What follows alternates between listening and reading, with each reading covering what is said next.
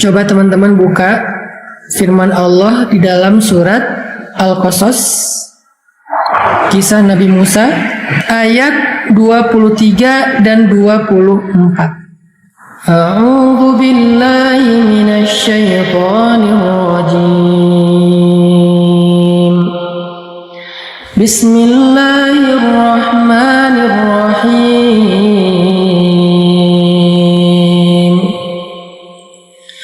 Walamma warada ma'a Madyan wajada alaihi ummatan minan nasi yasqun wa wajada min dunihim imra'atayn tazudan qala ma khatabukuma qalata la nasqi hatta yusdira ar-ri'a wa abuna shaykhun kabir fasaqā lahumā thumma tawallā ilā adh-dhill faqāla rabbi innī limā anzalta ilayya min khairin faqīr fasaqā lahumā thumma tawallā ilā adh-dhill faqāla rabbi innī limā anzalta ilayya min khairin faqīr. Shadaqallahul azim. Dan ketika Musa sampai di sebuah oasis di daerah Madyan, dan ketika Musa sampai di sebuah oasis di daerah Madyan, Madyan itu kalau sekarang adalah kawasan Yordania, maka Musa mendapati di oasis itu sekelompok orang sedang memberi minum kepada ternak mereka. Lalu Musa melihat di belakang sekelompok orang itu ada dua perempuan yang sedang menunggu. Lalu Musa datang kepada mereka berdua dan bertanya, "Ma khatbukuma?" Apa masalah kalian yang bisa saya bantu? Kedua perempuan itu berkata, "La nasqi hatta yusdirar ri'a." Kami tidak bisa memberi minuman ternak-ternak kami sampai para penggembala itu selesai dengan urusan mereka. Wa abuna shaykhun kabir, dan ayah kami adalah orang yang sudah tua dan tidak mampu memberi minuman kepada ternak. Fasaqā lahumā summa tawallā ilā adh-dhill. Maka Musa pun membantu kedua perempuan itu untuk memberi minuman ternak mereka. Kemudian Musa beristirahat di bawah sebuah pohon. Faqala, lalu dia berdoa, "Rabbi, inni lima anzalta ilayya min khairin faqir." Ya Rabbi, sesungguhnya aku sangat membutuhkan kebaikan yang Engkau turunkan kepadaku. Shadaqallahul azim. Kisah yang kita baca ini adalah kisah cinta Nabi Musa dengan calon istrinya. Kisah pertemuan Nabi Musa dengan istri beliau. Ceritanya adalah Nabi Musa ceritanya lari dari Mesir karena ada kasus di Mesir. Waktu itu Nabi Musa nggak sengaja ngedorong orang Mesir terus mati. Karena Nabi Musa ini terkenal sebagai nabi yang sangat kuat, nabi yang sangat tangguh, nabi yang sangat perkasa gitu, sehingga tenaga beliau itu di atas rata-rata. Suatu ketika Nabi Musa lagi jalan di antara jalan-jalan di dalam kota Mesir, kota Memphis, ibu kotanya Mesir waktu itu. Sekarang Memphis itu udah jadi nama lain, yaitu Kairo. Lagi jalan-jalan di Kairo, tiba-tiba Nabi Musa ngelihat ada dua orang laki-laki berantem yang satu budak, yang satu orang merdeka. Budak ini Bani Israel, yang merdeka itu orang Mesir atau Egyptian, orang Kipti. Ketika mendekat ternyata orang Kipti ini arogan. Orang Kipti ini sombong. Dia memperlakukan Bani Israel secara gak fair. Sehingga Nabi Musa mengingatkan dia, menasihati dia, tapi dia gak terima. Akhirnya dia mencoba untuk memukul Nabi Musa. Nabi Musa pun menahan diri dengan cara mendorong. Pas didorong sama Nabi Musa, mungkin gak sengaja terlalu keras, orang itu tiba-tiba jatuh dan mati. Sehingga gara-gara gak sengaja membunuh orang Kipti, Egyptian, akhirnya Nabi Musa menjadi buron, dikejar-kejar sama militer Firaun di Mesir. Maka Nabi Musa pun lari keluar dari Mesir, tapi nggak tahu mau kemana. Karena sebelumnya Nabi Musa belum pernah keluar dari Mesir. Apa kata Nabi Musa ketika keluar dari Mesir? Rabbi, asa ayyahdiyani sawa as-sabil. Semoga Tuhanku akan memberiku petunjuk kepada jalan yang lurus. Jadi Nabi Musa mengawali perjalanannya dengan doa safar. Nah, ketika Nabi Musa sampai di daerah Madian, setelah perjalanan beberapa hari, Nabi Musa jalan kaki dengan bekal yang seadanya, pakaian seadanya, gak pakai kendaraan. Kebayang gak capeknya jalan dari Mesir sampai ke Yordania jalan kaki sendiri, bekal seada-adanya, namanya juga lari mendadak. Mungkin cuma bawa beberapa butir korma sama air seadanya. Sehingga Nabi Musa melakukan perjalanan yang sangat melelahkan. Sampai di Madian, Nabi Musa melihat sebuah oasis. Oasis itu kalau di tengah padang pasir adalah harapan. Ketika Nabi Musa sampai di oasis, Nabi Musa melihat ada sekelompok para penggembala sedang memberi minuman ternak mereka. Dulu tuh satu gembala itu bisa punya 100 ekor onta, 100 ekor domba. Mereka punya ternak yang banyak, satu orang penggembala. Dan ini ada beberapa orang penggembala yang lagi ngantri ngasih minum ternak-ternak mereka. Dan yang luar biasanya, Nabi Musa melihat di belakang antrian penggembala itu ada 2 cewek yang sedang menunggu sambil memegang tali ternak-ternak mereka. Nabi Musa tahu perempuan itu sedang membutuhkan bantuan. Akhirnya Nabi Musa pun datang kepada mereka. Lalu Nabi Musa bertanya kepada kedua perempuan ini, apa masalah kalian? Jadi kalau misalnya ketemu dengan perempuan atau dengan lawan jenis yang kita nggak kenal tapi kita tahu mereka membutuhkan bantuan, jangan basa-basi, jangan terlalu caper, jangan terlalu berlebihan, tetapi fokus aja kepada niat baik kita pengen membantu. Sehingga kita bertanya, ada yang bisa saya bantu? Itulah yang dilakukan Nabi Musa alaihissalam untuk menjaga perasaan. Perasaan siapa? Perasaan beliau dan perasaan perempuan tersebut. Ini namanya fiqhul masyair, fikih perasaan.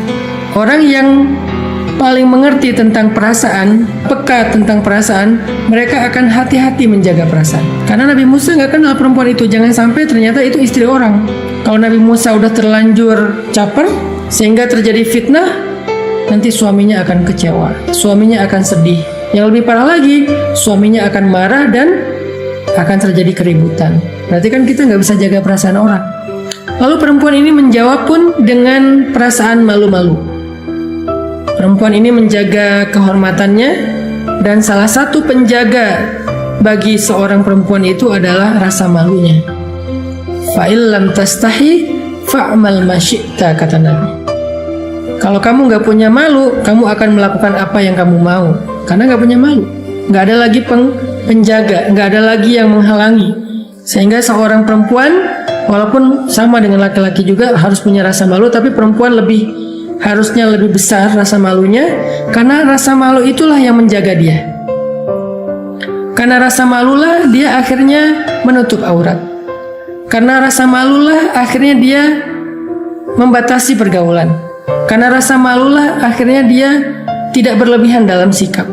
Karena rasa malulah akhirnya dia bicaranya normal, nggak dibuat-buat. Dan semua perempuan solehah yang kita baca sejarahnya di dalam Al-Quran atau Sunnah, semua mereka punya rasa malu yang besar. Jadi rasa malu itu crown, mahkotanya cewek. Semakin besar rasa malunya, semakin besar mahkotanya, sehingga dia menjadi seorang ratu atau putri yang terhormat. La naski hatta yusdirar ri'a.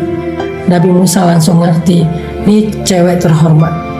Mereka juga paham, ini cowok baik nih, menawarkan bantuan gak basa-basi, gak caper. Padahal aslinya udah keren, aslinya ganteng. Kalau mau basa-basi sedikit, caper sedikit, cewek bakal kelepek-kelepek. Nabi Musa. Tapi dia gak mau membuat fitnah. Jadi cowok cewek ini dua-duanya keren, sama-sama menjaga. Dan kita nanti akan tahu, ternyata dengan saling menjaga itu Allah memberikan mereka jalan untuk jadi jodoh. Padahal Nabi Musa dan calon istrinya termasuk orang yang sangat menjaga dan membatasi diri, tapi bisa jadi pasangan. Jadi nggak usah khawatir soal jodoh.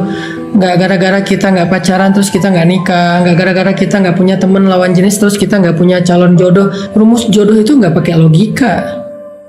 Rumus jodoh itu pakai iman, pakai ketaatan. Itulah rumus jodoh. Yang baik ketemu yang baik, berarti taat kan? Bukan kalau udah dekat jadi jodoh, belum tentu. Banyak udah dekat banget sampai melewati batasan syariat, terus nggak jadian, putus. Banyak.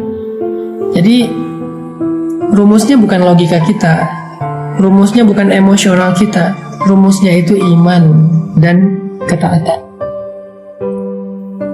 Akhirnya Nabi Musa ketika tahu jawaban perempuan ini bahwa mereka nggak bisa ngasih minuman ternak sampai laki-laki yang penggembala itu beres, dan mereka memberi alasan bahwa mereka punya ayah tapi ayah mereka udah tua renta sehingga nggak bisa lagi memberi minuman ternak, karena memberi minuman ternak ini butuh tenaga.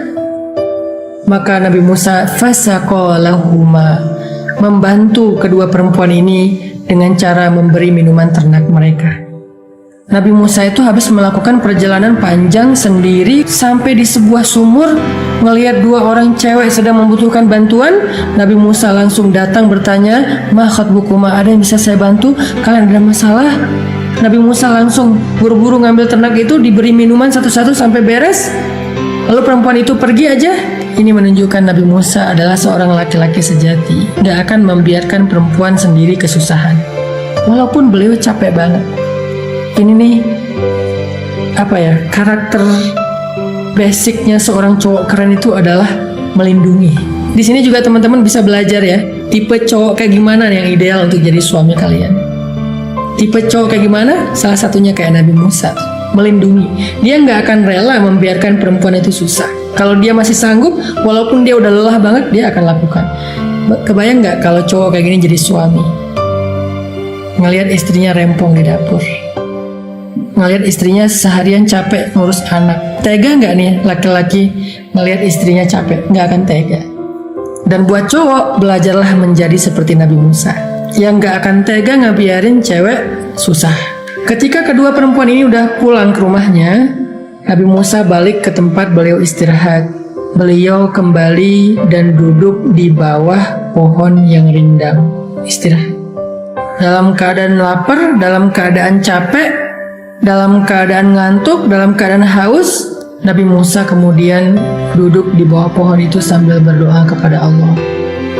Rabbi, inni lima anzalta ilayya min khairin faqir. Wahai Rabbku, aku sangat membutuhkan kebaikan yang Engkau turunkan untukku. Coba lihat etika Nabi Musa berdoa. Elegannya bahasa Nabi Musa ketika berdoa. Nabi Musa bilang apa? Rabbku, aku sangat membutuhkan apa yang Engkau turunkan dari kebaikan untukku. Nabi Musa nggak bilang, ya Allah saya lapar, enggak. Nabi Musa nggak bilang, ya Allah saya haus, enggak. Nabi Musa nggak bilang, ya Allah saya nggak tahu harus nginep di mana malam ini, nggak ada tempat tinggal, enggak. Tapi Nabi Musa bilang, ya Rabbku, sesungguhnya aku sangat membutuhkan kebaikan yang Engkau turunkan untukku. Apa maksudnya? Nabi Musa menyerahkan kebaikan apa yang akan Allah turunkan untuk beliau beliau terima. Nabi Musa nggak mau mengatakan secara spesifik, walaupun boleh berdoa secara spesifik itu boleh. Tapi saking pemalunya Nabi Musa, saking gak enaknya Nabi Musa sama Allah, saking elegannya bahasa Nabi Musa, saking yakinnya Nabi Musa bahwa Allah itu pasti memberikan yang terbaik, maka Nabi Musa bilangnya, Rabbi, inni lima anzalta ilayya min khairin fakir. Disinilah kita belajar kepada Nabi Musa satu hal. Apa? Belajar merasa fakir di hadapan Allah Subhanahu wa Ta'ala. Fikih perasaan, belajar perasaan fakir di hadapan Allah Subhanahu wa Ta'ala. Apa itu perasaan fakir? Perasaan gak punya apa-apa, perasaan gak bisa apa-apa tanpa Allah, perasaan butuh hanya kepada Allah. Sehingga ketika kita memiliki perasaan itu kepada Allah, merasa fakir di hadapan Allah, maka muncullah rasa syukur. Dikasih apa aja kita bersyukur, karena menurut kita semua itu baik dan kita butuh. Dikasih berapapun kita bersyukur. Tapi kalau kita ngerasa kaya di hadapan Allah, pasti standarnya beda. Susah menghargai pemberian Allah. Yang ada kita protes. Kalau kita merasa udah keren, ketika dikasih jodoh oleh Allah, kita ngerasa kayak, kok gini doang sih jodoh saya? Emang kita keren gitu? Jadilah fakir. Fakir bukan hanya soal harta, total kehidupan kita. Saya itu orang biasa aja, bukan orang hebat, bukan orang keren, bukan orang ganteng, bukan orang cantik. Sehingga saya gak merasa harus mendapatkan pasangan yang harusnya kayak gini spesifik. Enggak. Jangan merasa keren di hadapan Allah. Jangan merasa kuat di hadapan Allah. Jangan merasa sempurna di hadapan Allah. Jangan merasa kaya di hadapan Allah, karena itu awal dari kedurhakaan. Sehingga Nabi Musa mengatakan, Rabbi, inni bima anzalta ilayya min khairin fakir. Setelah Nabi Musa berdoa kayak gitu, coba perhatikan lagi surat Al-Qasas ayat 25 sekarang. فَجَاءَتْهُ إِحْدَاهُمَا تَمْشِي عَلَى اسْتِحْيَاءٍ. Maka tiba-tiba datanglah salah satu dari dua perempuan tadi. Nabi Musa lagi bersandar di pohon, lapar banget, capek banget, haus banget. Baru berdoa kepada Allah, Rabbi, inni bima anzalta ilayya min khairin fakir. Langsung Allah ijabah dengan mengutus satu dari dua perempuan tadi berjalan ke arah Nabi Musa. Perhatikan kalimatnya, tamshi ala istihya, berjalan malu-malu. Ada dua pelajaran minimal di sini. Pertama, seperti yang saya sampaikan tadi, sifat perempuan yang paling soleha itu adalah sifat pemalu. Sehingga ketika dia bertemu dengan lawan jenis yang bukan muhrimnya, dia berjalan malu-malu. Gimana jalan malu-malu? Maju, mundur. Maju lagi, aduh gimana ya, mundur lagi. Aduh gimana ngomongnya ya, malu-malu. Luar biasa, nih perempuan keren banget. Dari cerita ini aja kita udah tahu betapa perempuan ini cantik, pintar, soleha, baik, keren pokoknya. Namanya calon istri Nabi, pasti keren. Pelan-pelan Nabi Musa lagi duduk bersandar, istirahat. Perempuan itu mau mendekat tapi kayak malu gitu. Mau ngomong tapi harus disampaikan. Cuman gimana nyampeinnya, malu. Makin pemalu, makin cantik. Ini nih buat cowok-cowok. Kalau cewek tadi udah tahu calon dari cowok yang keren tuh gimana. Kalau sekarang buat cowok-cowok, cewek yang keren tuh kayak gimana. Cewek keren, malu-malu. Makin malu, makin cantik. Jadi cantiknya bukan fisik, cantiknya adalah karakter. Makin pemalu, makin ideal jadi istri. Karena dia akan menjaga diri, kita nggak akan khawatir terhadapnya. Kita akan tenang meninggalkan rumah, pergi kerja keluar kota. Karena istri kita pemalu. Walaupun malu-malu, akhirnya dia maksain diri untuk bicara. Dia bilang, qalat, inna abi yad'uka liyajziyaka ajra ma saqaita lana. Saya mencoba untuk menirukan intonasi ngomong bahasanya. Karena saya pengen mengimajinasikan sejarah. Bahasanya datar, nggak caper, nggak dilembut-lembutkan suaranya, nggak lirak-lirik, nggak senyum-senyum sendiri, nggak pakai emoticon, nggak pakai little love segala macam karena belum halal. Bahasanya santai aja, datar. Tapi informasinya sampai. Gimana datarnya? Inna abi yad'uka liyajziyaka ajra ma saqaita lana. Ayah saya mengundang engkau ke rumah untuk mengucapkan terima kasih karena kamu udah membantu kami. Udah gitu doang, biasa aja. Dan Nabi Musa pun faham, sehingga akhirnya Nabi Musa pun ikut jalan bersama dengan perempuan ini ke rumahnya. Sampai di rumahnya, Nabi Musa ngobrol, cerita tentang kisah beliau kepada laki-laki tersebut, ayah perempuan tersebut. Lalu ketika ayah perempuan ini ke belakang bertemu dengan putri-putrinya, salah satu dari perempuan ini kemudian ngomong, qalat ihdahuma ya abati, wahai ayahku tersayang, wahai ayah, istajir, pekerjakanlah laki-laki itu untuk membantu ayah. Inna khaira man istajart al-qawiyul amin. Karena yang paling baik laki-laki untuk engkau pekerjakan adalah laki-laki yang kuat dan laki-laki yang baik. Amanah. Perhatikan dulu bahasa perempuan ini.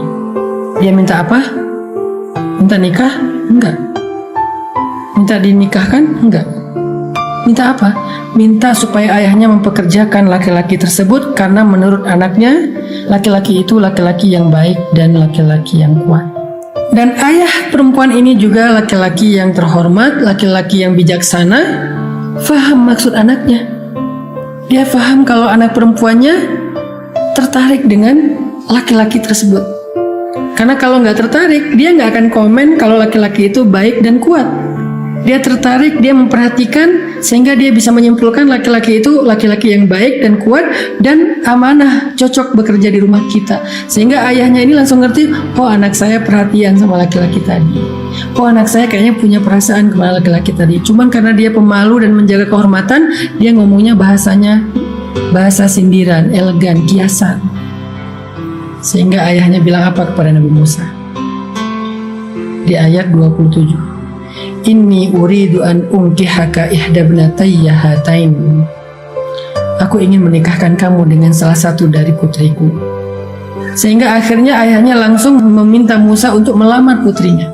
Dan Nabi Musa juga mengenal putri itu sekilas. Tadi yang lihat di tempat oasis, ngelihat bagaimana perempuan ini akhlaknya mulia, menjaga kehormatan, rela ngantri daripada harus bercampur dengan laki-laki, dan perempuan ini juga jalannya malu-malu, sehingga Nabi Musa langsung paham bahwa perempuan ini orang baik, ayahnya juga solih, keturunan dari orang solih.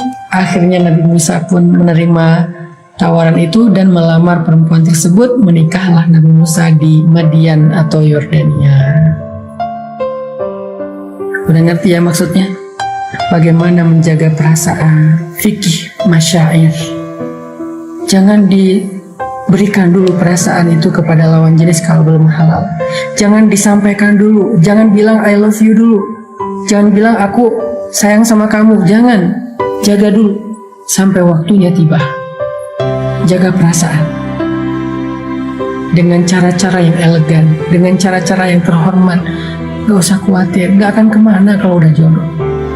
Gak usah khawatir kalau kita terlalu elegan, terlalu menjaga kehormatan dan segala macam, nanti dia keduluan sama yang lain. Enggak. Karena yang baik itu ketemu dengan yang baik, itulah jodoh. Jodoh itu bukan kita dengan siapa, bukan. Jodoh itu yang baik ketemu dengan yang baik, itu jodoh. Yang gak baik ketemu yang gak baik, itu jodoh. Soal siapa orangnya, Allah lebih tahu. Jodoh itu at-tayyibin lit-tayyibat atau at-tayyibat lit-tayyibin. Jodoh itu orang yang rajin sholat ketemu rajin sholat, yang cinta Al-Quran ketemu pecinta Al-Quran, yang suka membantu orang lain ketemu dengan yang suka membantu orang lain, yang pemalu ketemu dengan pemalu, yang keren ketemu dengan yang keren. Itu jodoh. Keren di sini artinya akhlaknya. Jadi nggak usah khawatir. Kalau kita menjaga kehormatan, kita elegan, kita pemalu, kita menjaga diri, pasti jodoh kita juga kurang lebih kayak gitu. Kalau ada orang yang kita harapkan ternyata nggak jadi sama kita, berarti emang dia bukan jodoh kita dan dia nggak sama dengan kita dalam hal tadi. Mungkin kebaikannya, mungkin kesolehannya nggak sama. Pasangan itu kan ada kemiripan ya, sehingga bisa saling mengutuhkan, sehingga klop gitu. Kalau nggak klop, namanya bukan pasangannya. Jadi teman-teman yang dirahmati Allah, di sini kita belajar banyak kebaikan dari kisah Nabi Musa alaihissalam.